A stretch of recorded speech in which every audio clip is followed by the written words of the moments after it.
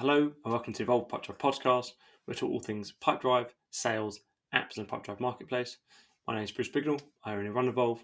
We're a technology consultancy based in the UK, working globally, helping small and scaling businesses get more out of Pipedrive through implementation, consultancy and training.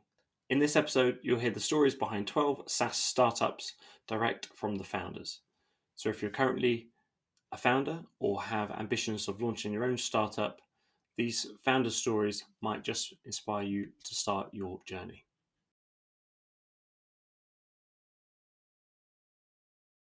How do you end up co-founding Salesmsg?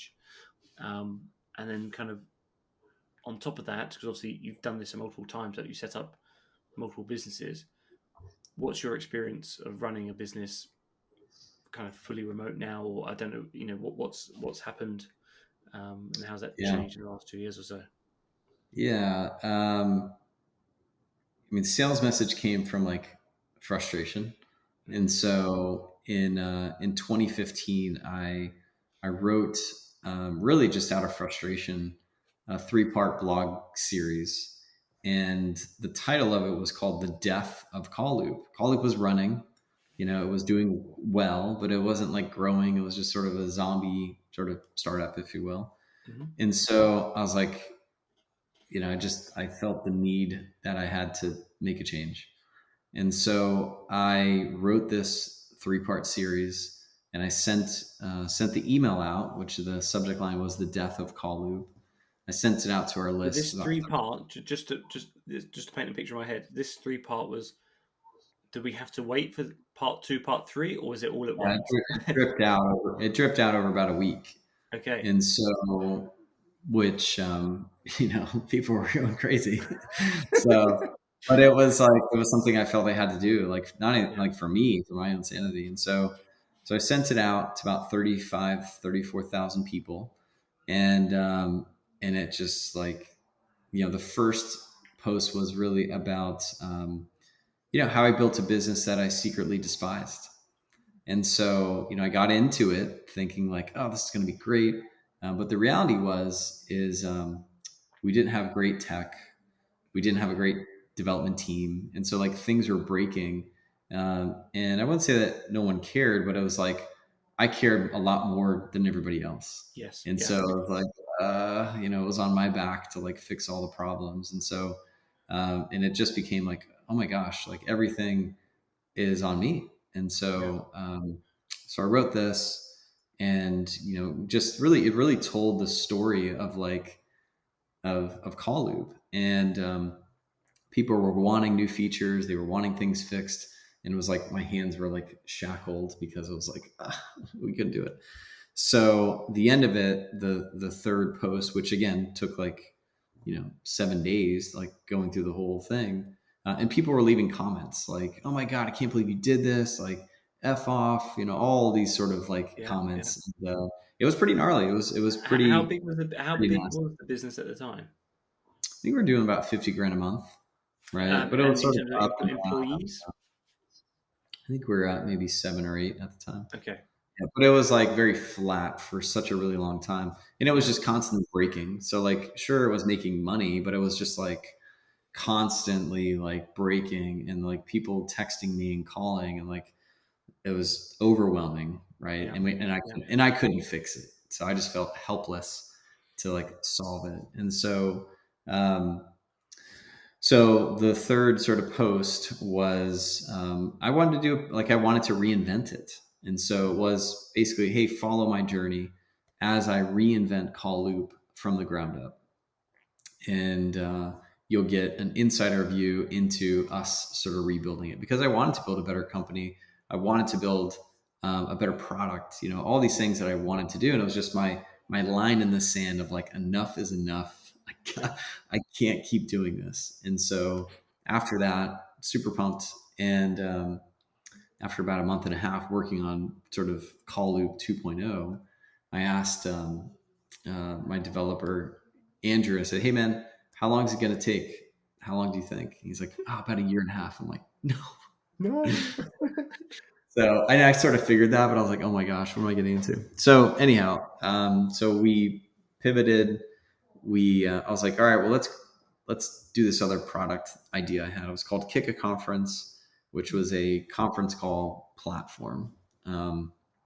After about a year and no traction and about $1,500 in revenue, I'm like, we can't do this. So we pulled that. It was a great product, but like nobody wanted it. And I knew, like, don't create something people don't want. I knew that, but I made that mistake because I was like, I wanted to build the product, and but nobody wanted it. And so about 6 months into that, I was like, maybe with Sales Message I can, and not even Sales Message wasn't an idea, but I'm like, people want like conversational SMS. And so I was like, oh, and I really mocked up something. I actually Where posted. did that intuition come from? Is it because you were used to conversing? Was it a business or like a Well, consultant or a mentor that? Call Loop Okay. does SMS marketing. It does Yeah. outbound calling. And so, there were customers that were just saying like, hey, I want this, I want this, I want this. And I just, over time, you got to realize like, wow, like people want that. And we You couldn't need, really do yes. it. Yeah. And we couldn't do that with Call Loop just because it wasn't built for that.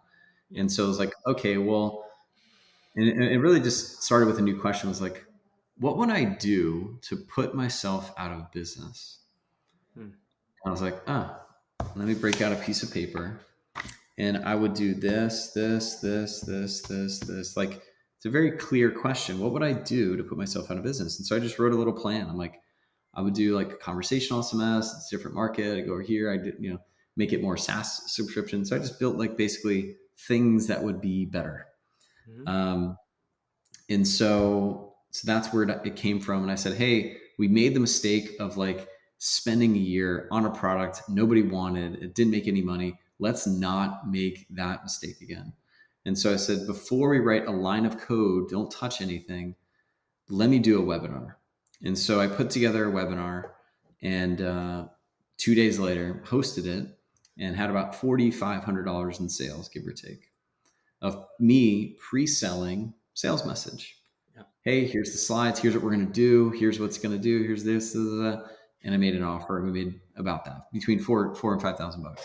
Yeah. And I was like, cool, let's do it. Let's go. And so we made more money just doing a webinar, selling a product we didn't have, a product that we had that nobody wanted. And so that was just a reiteration of a concept of like, don't build something people don't want. So that was it. And so Call Loop or Sales Message started from that, and we started building it, and it's just been growing ever since. And there's a lot to the story, but I ended up not working out with my original co-founder, and so in COVID, I went from like a development team down to zero, and I was like, what are we going to do? And so since then, I found an amazing co-founder, and now we're team of 15 developers, team of 27 people. So it's been a journey to get here, but there's so many good stories of the trenches of building a software company.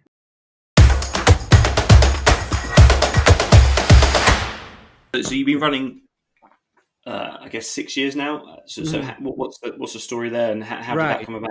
Yeah, so I started Pronto marketing with my dad in 2008, and he was working for Microsoft and was working with vendors who were he was trying to help them sell their solutions, and he realized that they didn't need advice or consulting advice, they needed execution help. And that was kind of the idea for Pronto marketing, where we did the work for these IT professionals and managed service providers. So mainly it was a website, updating the website, building it, writing copy for them, all those sorts of things. And then some other types of add-on marketing services, SEO, AdWords, ebooks, that sort of thing. So that was Pronto. And since 2008, and we had a lot of experience working mainly with managed service providers, but all types of professional services businesses. And at Pronto, we were super focused, always focused on customer satisfaction, really believed in it deep in our core and strategically as well. So, and I was never really happy with the customer satisfaction solutions at the time. We used Zendesk, and their out-of-the-box solution didn't have enough data that we wanted. We used some other tools in the market, weren't happy. So for years, we always kind of maybe even joked, like, we should just build our own tool that we, That's how it always starts, right? Yep. Yep. So eventually we said, yeah, let's do it. And I've always wanted to try SaaS and see how it goes. So it was really great to be able to build Simplesat within Pronto, basically incubating it using Pronto's resources. We still use Pronto's admin and HR and like finance teams to take care of some stuff. So we can really just focus like directly on the product and our customers. So I was kind of halfway in between Simplesat and Pronto for a few years, and around 2018 really made the switch full time for Simplesat. Okay, but Cory, thank you so much for that. I just want to kind of dig a little bit into the before journey, and you said that this was kind of incubated within the previous business. Mm-hmm. What was it that made you, or obviously you started the previous business with your dad as well, Derek? Is that right? Yes. Yeah. So then what was it that gave you the confidence to say, actually, this could be, Simplesat could stand on its own, I'm going to run with that? What was the... I guess the confidence. So, I mean, it helps being incubated in this company was, that was very comforting, a lot more than if I just left completely, broke it off and tried to go find investment or something. Yeah. So it was a nice safety net. I know sometimes it's good to have if your back's against a wall to force you to work, but it started out kind of nice where we can incubate it, make sure that we had something that, we wanted to run with. So maybe kind of a lower risk in that sense was nice. What continue running the agency. It's a common thing. People who have agencies that then do the SaaS thing. So you have this revenue machine, you have customers, and then kind of start to shift our R&D team's focus a little bit to something else and see if that works.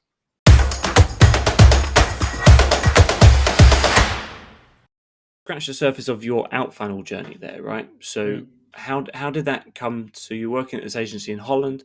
How did you meet your co-founder? How did out-funnel and were you always head of support and product? What was the journey there? Yeah, so I guess that started. So it all started in the Netherlands, kind of working for that other company, and I mean, I had kind of gone up in ranks from like business developer to account executive to head of commercial ops, and then at one point I came back to Estonia, but I still kept working for the Dutch company. But then I ended up in like a co-working space over here, right? I mean, I was the only person in Estonia for that company, and then I found myself sitting across Andrus. And we had kind of briefly had a chat in the past. We've seen each other from somewhere, but then the problem was that both of our legs were very long, so we kept hitting each other, which was super annoying. You thought, hello, sailor. Something like that. And then, one thing led to another. We went out for a lunch, and he said that, hey, I had just left Pipedrive, and then I had this idea. When I was in Pipedrive, he experienced firsthand that there's no marketing tool that integrates well with Pipedrive, and it's a hassle. And then he interviewed like 100 people to really understand where the problem is. So that's before building any lines of code. And then they he got started with another co-founder, like a technical lead, to build kind of the first version, and then the first funding was raised, and then I joined on board as well, because I had kind of been always there and kind of thinking along how to approach the different things, what are the kind of the first things to build, and then I joined as a co-founder. And then at first, I mean, we didn't have many customers, right? I mean, probably when we raised funding, we had like 10 customers or something like that. And then at first, we really painstakingly wanted to speak with all our customers. So that was kind of the first thing I did at Outfunnel as well. So it was kind of like on the support side, taking the demo calls, talking with people, really setting up the workflows over there. And then both Andrus and myself kind of looked at the product together. So Andrus had that marketing experience, I had that sales experience, and then those kind of blended into one. But at one point, it made more sense kind of Andrus to really go and take the path of the CEO and really focus on that and kind of lead the overall company. And then for me, because again, I've always been interested in those automating things, that technology overall, and that's when I kind of took up the role of product and started to take responsibility of that. And here we are today.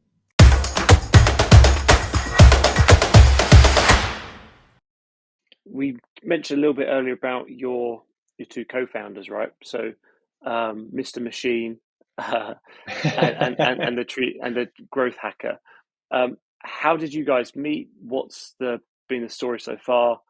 And who come up with the name and the idea, but what was that story about you three coming together? Yeah, actually, the idea for Luna sparked within Amber, but I like when I was working at Amber, but actually um, became conscious a while after. The story is how we met is that after I decided that I wanted to take a step back with Amber because it grew into a really big company. There we had investors, we had a supervisory board, we had like a lot of responsibilities for the CEO as well.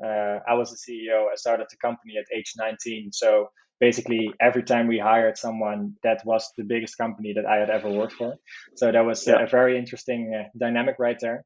So I decided to take a step back and, first find a CEO that was more experienced, have him take over, and then take a step back. And then I knew that I was going to do, I wanted to do another startup, but not right away because I wanted to take a breath from the roller coaster that the startup life, the life of a startup entrepreneur is. But more importantly, I also knew that I wanted to learn two things. One of them is how the investment game works. So we had raised some investment with Amber, but I also knew that there was much to learn there. And the second one was how to scale companies. And that's actually how I got in contact with Jean-Paul, our chief growth, because he was a growth hacker and he was helping a lot of companies. And I just got in touch with him and talked to him about the things that he was doing with both B2C ads campaigns, but also LinkedIn automation, email automation, scraping data, and like combining all that using Zapier or other API integration tools. So basically trying to learn as much from him as possible. And we hit it off so well, became good friends, and started one of the companies that you mentioned in the beginning was Tactic. And Tactic was an online marketing agency. So like I said, I wanted to learn how to scale companies. And for me, the best way to do that was to, start selling the service as if we already knew. And then when you sign the contracts, you're like, okay, now I really need to learn, and I need to learn quickly. So you know that you learn everything there is to learn. So that was actually what I started with Jean-Paul. And that's also how we got to know the market really well, because with Tactic, we were basically able to try out any competitor product there is in the market, always looking for something like Luna, because we knew that was the end goal, but it wasn't there. And then we started looking for a third co-founder, because I'm an engineer from background. I did a solid 6 months of electrical engineering, and then I decided to drop out and start my own company. So me building the platform was not really going to be a good idea. And that's actually how we started looking, and we knew Robin as a friend from a friend.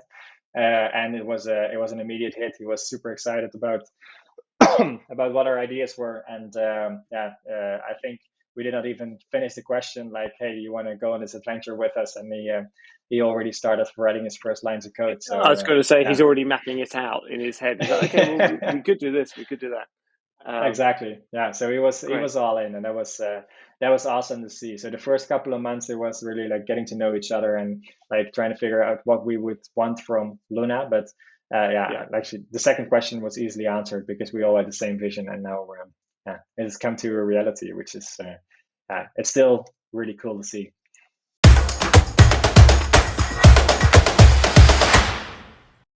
So we've gone through a little bit of the Clenty history, a little bit of the introduction or the integration between Clenty and Pipedrive. What about you, right? So can you tell me a little bit about your journey? How did you end up to co-found Clenty? And how did you end up meeting your co-founder, Vengat? Okay, it's a long story. I'll try to keep it very short. I graduated studying engineering, and I sort of joined as an engineer, as a software developer at Infosys, and I worked there for like 4 or 5 years. So by the time I was leaving Infosys, I was more towards the customer side of things. So moved from like coding towards customer development and customer engagement side. So I think about around the time when this recession was happening, 2008. So that's when I quit my job. I was working out of London at that time. So I came back to India with this quest to go and try something on our own. So long story short, 2008 to 2015, so I was doing multiple businesses, recruitment, outsourcing, and then say finishing school for graduates, and then one edtech platform we were trying to build. I think at the late stage of edtech is when my co-founder Venkat was also getting, like, he was getting full time to start something on own. We were deliberating multiple ideas around that time. So of course, Venkat and I went to college between 2000 and 2004.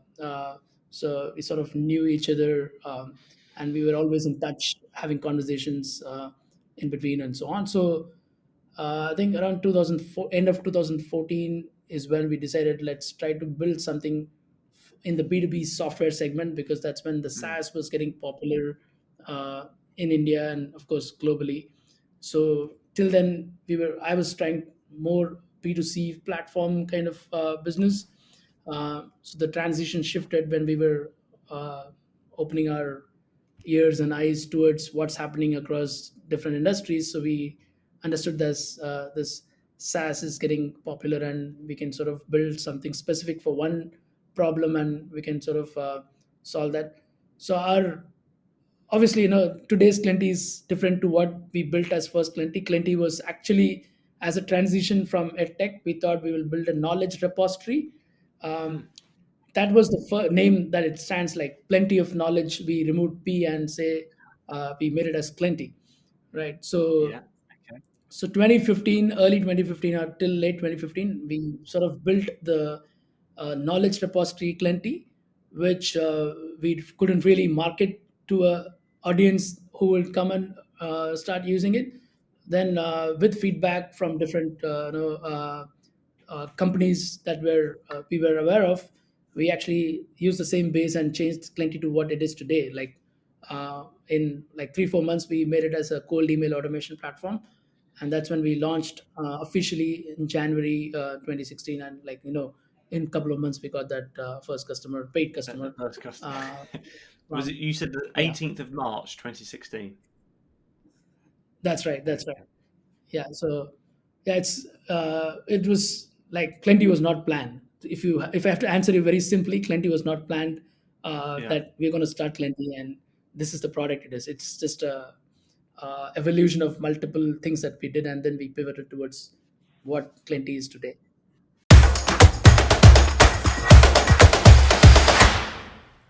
What was the journey like for the business, and how did you end up starting Trustberry in the first place? Right. So we touched upon. Are you still with the same co-founders? What's the story there? And did anyone move on? What's the and one thing that always comes to my mind: where does the name Trustberry come from? Yeah. So yeah, actually, like we have like sales, like strong sales and marketing background in our business, and how we actually started initially. It was the idea of our CEO Johannes, and like he was building websites in his previous life, and typically the most difficult part of creating a good website was to get like authentic customer stories, reviews, testimonials to the website, and they were like really important. So that's like how the idea of, okay, we need this kind of service that you can get them easily, and then that's how we started producing those videos first, and then basically developing the software platform. And yeah, we are still like our core team is almost the same still. Nice. I think we had 5 co-founders back then. Now we are still 4 of them are working with Trustberry. Then the name, we had a Finnish name in 2016, but then when we started going global, and at the same time when we launched our software platform, then we had to figure out the new name. And And the Trust Mary was actually idea of one of our employees. So what we are doing with our business is always we are building trust. So that's where Mm-hmm. trust is coming from. And then when we are making a decision to buy something, those people who we actually trust the most are our colleagues, our friends, those other people we already know, or those other people we can relate ourselves. And then the Mary just happens to be one of the most common names in the world. So that's Okay. trust Mary, trust your colleagues, your friends, Yeah. people you can relate yourself when you are making a decision. So that's kind of the story.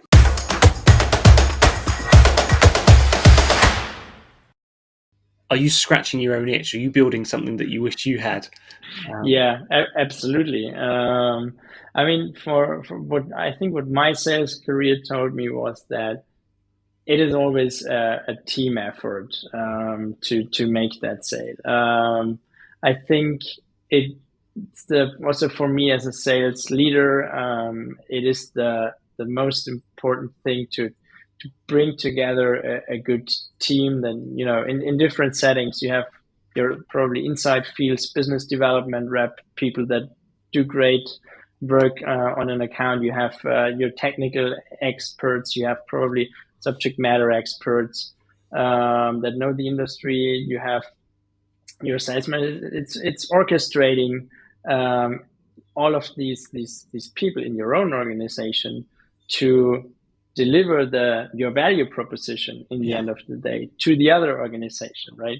Yeah. And this is, I think, a bit of why it is for me an important thing to understand who talks to whom, who has relationships with whom.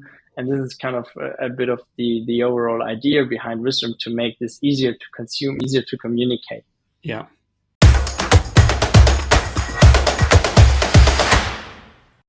Tell me a little bit about your journey so far. And, you mentioned at the very beginning, there was a story around how you started Sales Screen. So if you don't mind, touch upon that and, what's exciting, what you're most looking forward to in the next, 10 years or so with Sales Screen. Sure. So yeah, I was a classical computer geek and decided to take my master's degree in computer science. And I was surrounded by brilliant people, including a couple of them being Oystein, my co-founder and CTO, and Marius, my co-founder and CPO. And we eventually decided to, hey, we can handle both. So we're going to start the business as we take this master's degree in computer science. And we're just going to do, consultancy work to gain relevance and experience and money. And what we were going to do is to experiment and try to create different types of SaaS, and hopefully one of them is going to stick. Bear in mind, this is back in 2011, 2012, so it's very early in the SaaS days, and not much that really was in place. So it took a bit of work, and I, of course, did a major flaw as a first-time founder. I started my first real SaaS idea based on a new technology. So push notification came to the market. We were like, okay, this can replace the text message for corporates. Let's go do a hackathon over the weekend. That escalated into becoming a year-long thing. And when we were finally ready to launch, the same week, the text message became free of charge. So we're like, all right, this is interesting. We had no customers. Data Nobody wanted it, right? Good point. Data then overtook the credits, right? That was that the shift? Yeah. Okay. No, so it was kind of like, all right, so that was my first SaaS, and obviously in a way that failed. But along the journey, we had an advertisement sales company come along, and they sent thousands of text messages internally every week. And the thing was that they sent a text message to everyone when somebody placed an ad or made a sale, to create awareness and motivation and buzz, even you were in the office or outside. And they tried to replace that text message concept to spark sales motivation with our tool. And they started to push us like, hey, could you add, a pie chart showing how much they sold compared to their colleagues this day, or how they're trending towards their target. Eventually they're also asked, hey, can we have this up on TV screens in the office space? You have all this data now, and that's when we created our second SaaS, integrated with this corporate messaging, now sales reporting tool. And suddenly we created something brand new. Like people reacted crazy to this. Like music was playing on the screens when they closed the deal in real time. They were jumping up and down. They were so happy. They were fired up, and people took note, and they started to call us out of the blue and be like, "Hey, I don't know what this is, but I want to buy." So do you remember kind your of like the first start. paying client then? Yeah, it was this client. I would say, agency. they transformed my bad sauce into sales screen, and then the client number 2, 3, 4, and 5 were all people who visited this call center, or people who worked in that call center and changed jobs, went to their manager and said, "Hey, you gotta buy this stuff." So we bootstrapped sales screen all the way up to 2018. That's the first time we raised money, and we had several $1 million in ARR at that point even. So it's been a cool journey. Oh, amazing. And for the future, I'm definitely feeling that the pandemic unlocked a next type of journey for us. So we've grown faster and faster over the past couple of years. There is a war on talent. People are resigning or reshuffling into other jobs. That's the problem. Creating an engagement and an exciting atmosphere and a culture when people are working from home or remote is really hard. That's something that we do and help with. So it just makes a lot of sense in the modern hybrid work place to have a tool like SalesScreen to really help create that or recreate that best of the classical sales floor and get people fired up. Also, it's just like, there's so many tools out there. It's just AI based and machine learning, this and that, and increased efficiency. But where's the tool for the people? The tool that sparks human emotion and gets them excited.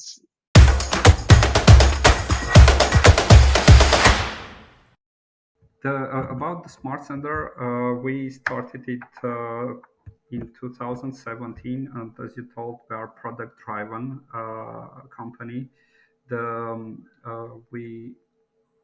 We were growing based on the service and the product we provide mainly, and how we meet the expectation of our customers and what kind of problems we solve for them.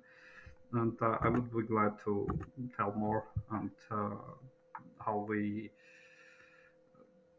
managed to grow without bringing any external investments for our startup and things like that. So the company is totally bootstrapped, and we were growing by meeting expectations of our customers. The main idea also coming from the time when I worked with bigger companies. For example, I worked for some multinational corporations. We had enormous marketing budgets, and when we started, we all the time had to start a new projects, and updating our products. And every time I was wondering why I had to build marketing from the scratch for every single product we launch. We really wasting time, like months of building all the basic things you need to go forward with your marketing, and then focus on the product. And after some time, after discussions and things like that, I quit my job in really fantastic company. I'm not sure if it was the best decision, because that was really good company, great people to work with, and we started Smart Center, and already several years we are working on it, and it was very hard during the first 2 years. Yeah, of course. Of course, it's not so shiny when you start something new. You have to work 24/7, and it is not giving back even half of money when you work for bigger guys, already established guys. But yes, now I'm sure I could do again.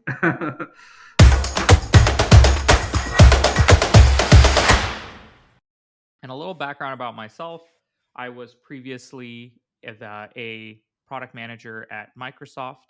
I had worked on a couple different initiatives there around their collaboration suite and their growth team. Afterwards, I was supposed to go to Cambridge for graduate school. And 2 weeks before I went there, I flew out to Boston, spent some time with a friend to see people, meet people.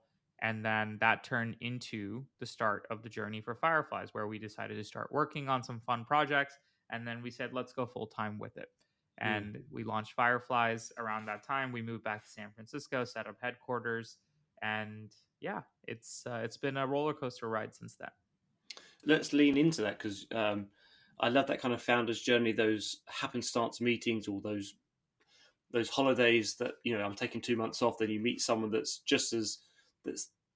they're building something, or they get you a fire lit underneath in your belly, right? So what was that chance encounter? Who was it? Are they now still involved at Fireflies?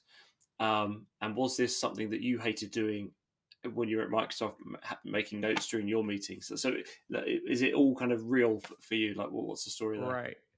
So one thing I will say is a lot of PMs have tons of meetings, and in many organizations, a part of a PM's role is to be a glorified secretary after every meeting, sending follow-ups. In fact, some PMs think that's their only job, is to schedule meetings, bother engineers, and then have tons of meetings and send follow-ups afterwards. So part of me was like, PMs need to add more value. They need to be actually product driven. They need to be focused on solving problems rather than being an organizational overhead. So that's something that I was really inspired by. How do you change that process of being a really good PM inside an organization? And then that took me to the second order question of, wait, this is all management is. Management is just throwing tons of meetings. Meetings are very expensive. In fact, if you get 4 people in a room, that meeting could easily cost several $1,000s, right? In terms of time and sunk cost and all of that. And if someone didn't attend the meeting, you're going to have a meeting again with those people. So that was really the inspiration, but it was never enough of a problem in my mind to say, hey, let's start a business around it. So the reason it all happened was I had left Microsoft, had a wonderful time there, learned a lot. The next day I flew out to Boston to spend some time with friends that were at MIT. And the person I got to interact with and work with was actually my current, co-founder and CTO, Sam. So we are very fortunate to be able to start this journey at that time. He was just graduating college, and he's like, hey, we have a little bit of time. Why don't you come over here and we can attend a few hackathons or do some work together. It's interesting because I met Sam while I was in college. I went to UPenn, which was in a different state, and Sam went to MIT, which was in Boston. But we met through mutual friends, and we actually worked on several hackathons and other engineering projects remotely for 2 years before we even met in person.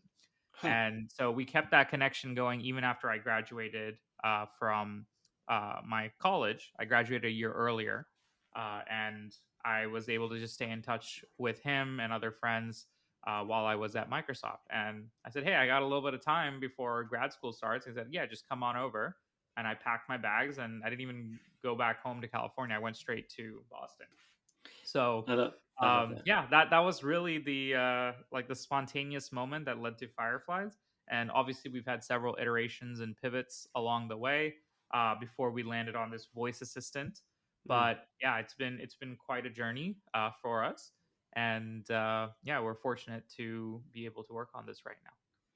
Nice. And I'm going to keep going deep, because the reason I say I'm going to keep going deep is we've just done a founder's journey podcast that we've been putting together. So I want to keep pressing down here.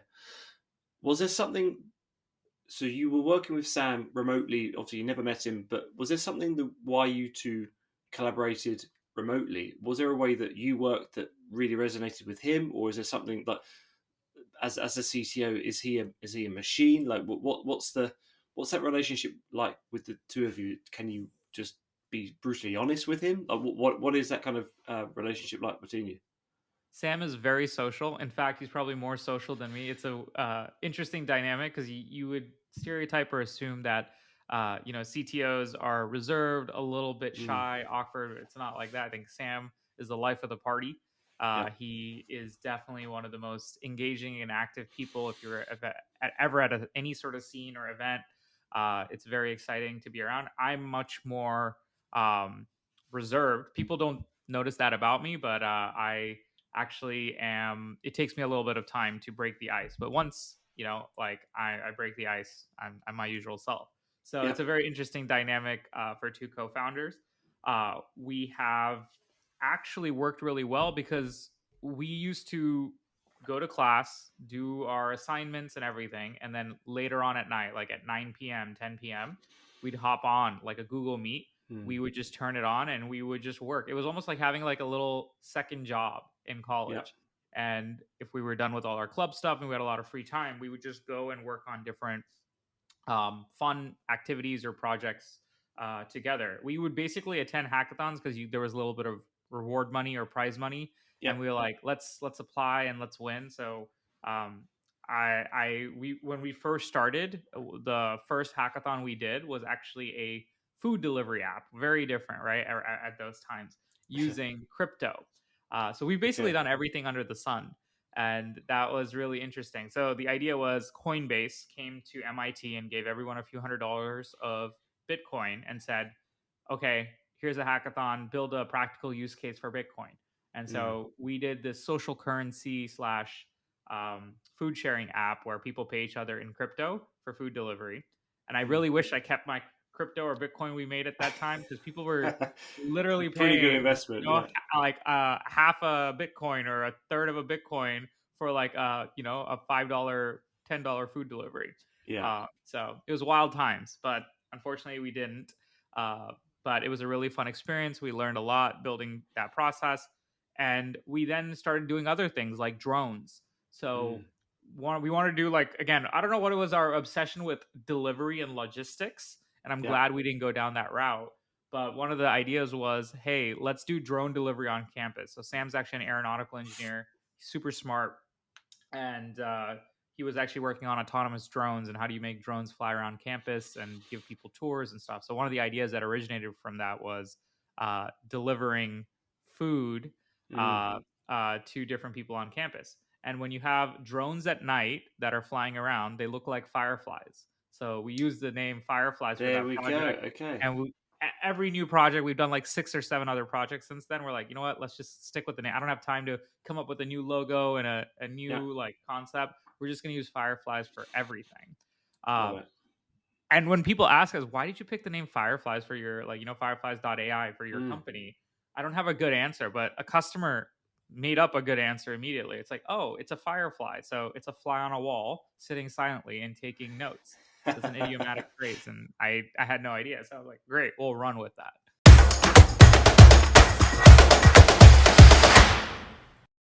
Thanks a lot. Really a pleasure to be here, Bruce. I'm David. I'm the co-founder and CEO of LeadJet. I'm actually coming from northern Germany. I have a French name. The company is also based in Paris. I have since 1.5 years a hard time navigating myself through the city, as my French is not that good as it should be. But so I made it through the studies. Exactly as you said, we started LeadJet doing our studies actually together with my co-founder Romain, who's actually French, and it was our own pain back then. We didn't want to start a company and grow it to now above than 20 people, but things got fast. COVID helped us in some way because salespeople nowadays, or sales happen nowadays more online, and you use a bunch of different tools together with your CRM. So that's why there was space for us, and a Paris-based B2B SaaS company. So we are. So we started the company 2 years ago, where we started on Product Hunt. We just thought, okay, here's something cool, let's upload it on Product Hunt. And it was pretty astonishing because CRMs, big CRMs, I think at the beginning, Copper, so that's also Unicorn CRM from the US, started to reach out and said, guys, we want to have an integration with you, because the LinkedIn integration is asked by our clients since a while. And we thought, okay, let's do an integration with them and see what comes next. And then we partnered with Pipedrive, with HubSpot, with Salesforce. Didn't have any sales team, just hired this first sales just 1 week ago. And grew the whole company in 2 years bootstrapped to now 22 people, and yeah, super happy how it went so far. So did you your first sales hire was last week? Yeah, so sales. Oh wow, okay. And what led that is are you now on a new kind of trajectory to keep growing, or are they outbound sales? Are they in a customer success remit? What's their So what are they planning? I mean, obviously, as a SaaS, you start first with no touch, so self-service, basically. So what we tried is as we follow like a product-led growth strategy, that we create a flying product, meaning we need to have a short time to value that says short onboarding. You can download the software on your own. You get a marketplace, 3 clicks, and you see directly the value, meaning 1 click, you can add a profile from LinkedIn, fully enriched with 15 fields, and it's in your CRM. So no manual data entry anymore needed. And so obviously we got a lot of smaller clients. In the beginning, also we started to connect with Copper and Pipedrive. So that's more up to the SMEs, I would say. Once we then integrated to HubSpot and Salesforce, we got bigger clients, and now we are moving to no touch to high touch. And that's why here, yeah, the touch, as it says, is required. So that's why we hired the first sales, as we don't have the self-service for bigger clients. We need to have at least 1 demo, even if the product is self-explanatory, but for negotiation, for instance. So that's why, we are tackling now a few scale-ups and unicorns. First and foremost, we start in France, obviously, and that's why we hired him. So let's see how it will work out.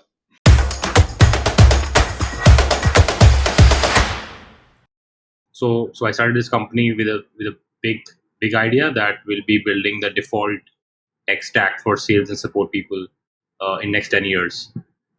So Just Call is as a starting point, because I believe that for all the sales and support tech stack, communication is the center point of it, and probably the most boring and the painful part as well, because voice and SMS, no one likes that, but they use it. So if you can just make that right, and if you can start earning the trust of your customers, you can start expanding your offering. So that was the basic idea for Just Call that we sort of started with. Let's start with something and modernize it. And yeah. So, and were you running the 2 companies at the same time, or did Just Call kind of build so much steam and you kind of ran away with that? No, I mean so I started this company as SaaS Labs, the bigger idea, which will hopefully go public in next 5-10 years. That's a bigger idea. Yeah. So Just Call is the starting point for us.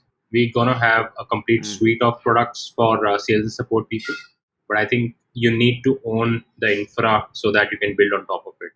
So Just Call will help us, will become that central pillar for us to build those bigger sort of things around sales. So one is, I've been like super customer centric guy always. Like I always wanted to remain close to our customers, always talk to a customer. And second was like, we don't have choice. I mean, we bootstrapped this business. So we were a small team and we were doing everything. We were doing the customer demos, we were doing the customer support, we were writing the code.